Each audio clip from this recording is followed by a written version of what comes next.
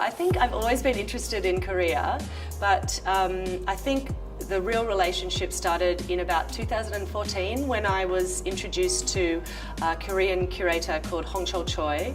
He works at the Museum of Modern and Contemporary Art in Seoul, and we started working together on an exhibition with Australian and Korean artists.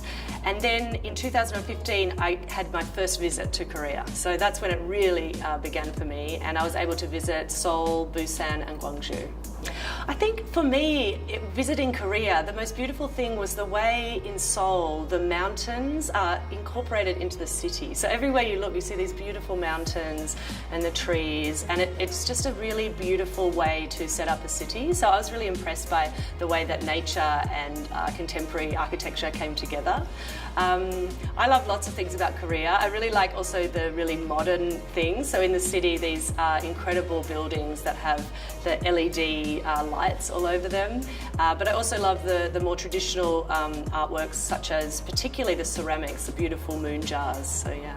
Yeah, I think Korea has had a really positive impact in Australia on the community, particularly food, art, culture, music, and in particular, I think young people really engaging with Korean culture. I really notice it in their fashion and the movies they want to watch and the kind of art that they're interested in. When we put on the New Romance exhibition at the Museum of Contemporary Art, which is Australian and Korean artists, I really noticed this incredible energy that came with all these Korean people, lots of people coming to visit the show.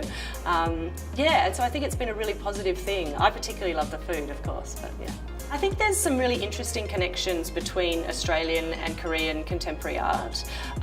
In particular, people are interested in, I think, the way that technology is affecting our everyday lives. I was particularly interested in visiting artists or talking with artists who were engaging with technology and science and looking at how it's affecting us today. And I think in Australia and in Korea, artists are really interested in that.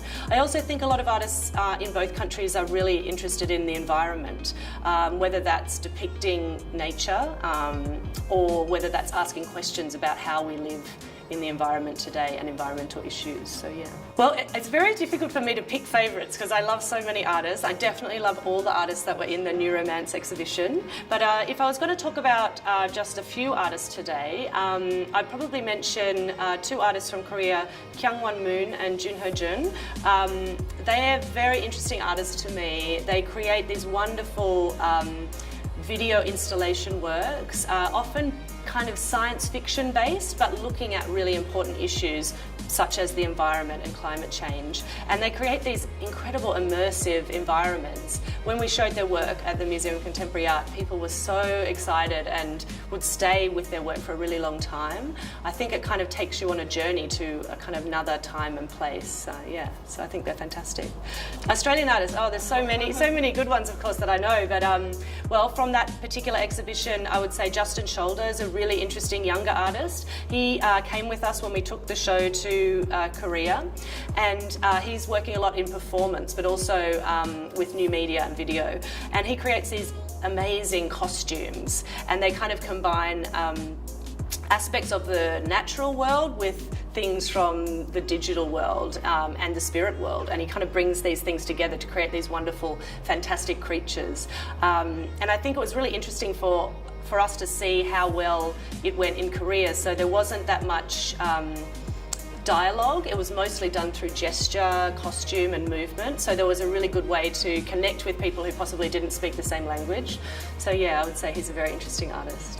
I think, well, I definitely say if people want to enjoy Korean culture, they should go to the Korean Cultural Centre in Sydney. It's one of my favourite places to go to find out about what's happening in Korean art at the moment, but also to taste wonderful food and to find out about history.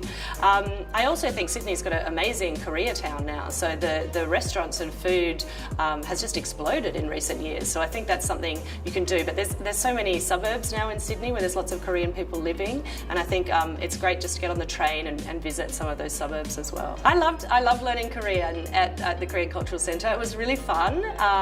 I'm worried that I don't remember enough because I'm not in Korea all the time, but I think it's a really good experience. I particularly loved learning the Korean alphabet. I think it's beautiful, and it gave me an insight, I think, into understanding Korean culture just a little bit more.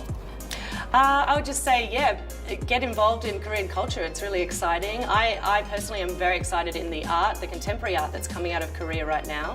So I'm always keeping an eye on the different artists, what they're making, and always happy to have new discoveries in Korea. So yeah, I'd tell everyone, get involved.